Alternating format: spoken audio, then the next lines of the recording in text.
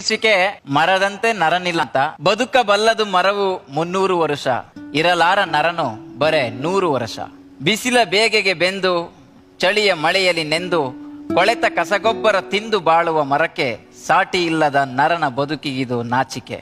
ಇಂದು ಬೆಳೆದಿಹುದು ತಾನೆಂದು ಹೆಮ್ಮರವಾಗಿ, ಬೇರ ನಿಡಿದಿಹ ಮಣ್ಣ ನಂಬಿಹುದು ಸ್ಥಿರವಾಗಿ. ಬಂದ ದಾರಿಯ ಮರೆತ ಮನುಜನೇ ನಿನಗಾಗಿ, ಕೊಡುತ್ತಿಹುದು ಒಂದೊಂದು ಪಾಠವ ಬದುಕಿಗಾಗಿ. ದೂರದಲ್ಲಿರುವ ಮರಕ್ಕೆ ನೀರನೆರೆದವರಿಲ್ಲ, ಮೃಷ್ಟಾನ್ನ ಭೋಜನವ ಅದು ಕೇಳಲಿಲ್ಲ. ಮರಕ್ಕೆ ಮನೆಯಿಲ್ಲ, ಮಲಗಲು ನೆಲೆಯಿಲ್ಲ, ನಿಂತ ನೆಲೆಯಲ್ಲೇ ಸಂತಸವ ಬೀರುವುದು. ಸಂತ ಋಷಿಗಳಿಗೂ ತನ್ನಾಶ್ರಯವ ನೀಡುವುದು. ಎಲ್ಲ ಪಡೆದಿಹ ಮನುಜ ಮರಕ್ಕೇನೂ ಕೊಡಲಿಲ್ಲ, ಏನೂ ಪಡೆಯದ ಮರವು ಕೊಡುವುದನ್ನು ಬಿಡಲಿಲ್ಲ. ಮಡದಿಗೊಂದು ಹೂವ ಮುಡಿಸಿ, ಮಗುವಿಗೊಂದು ಹಣ್ಣ ತಿನಿಸಿ, ಮನೆಗೆ ಒಂದು ತೊಲೆಯನ್ನಿಟ್ಟು ಸೂರು ಕಟ್ಟಿದ್ದು ಮರದಿಂದ, ಕೊನೆಗಡಿಗೆ ಮಾಡಿ ತಿನ್ನುವ ಅನ್ನ ಬೆಂದದ್ದೂ ಮರದಿಂದ. ಬಾಳಿನುದ್ದಕ್ಕೂ ಬಲವ ಕೊಟ್ಟ ಮರವ ನೀನು ಸುಟ್ಟು, ತಿಂದ ಋಣದಲ್ಲಿ ಸ್ವಲ್ಪ ತೀರಿಸು ಮತ್ತೆ ಗಿಡವನ್ನಿಟ್ಟು.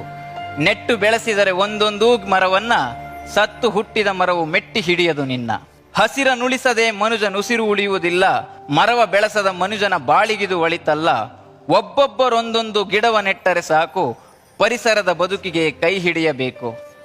ಮನೆಗೊಂದು ಮರದಂತೆ, ಊರಿಗೊಂದು ವನದಂತೆ, ಆಧುನಿಕ ಬದುಕಿಗಿದು ಸಾಲದಂತೆ. ಒಬ್ಬೊಬ್ಬ ಮನುಜನಿಗೊಂದೊಂದು ಮರದಂತೆ, ಒಂದೊಂದು ಊರಿಗೊಂದು 10 ವನದಂತೆ. ಬೆಳೆಸಿದರೆ ಪರಿಸರವ ನಮಗಿಲ್ಲ ಚಿಂತೆ.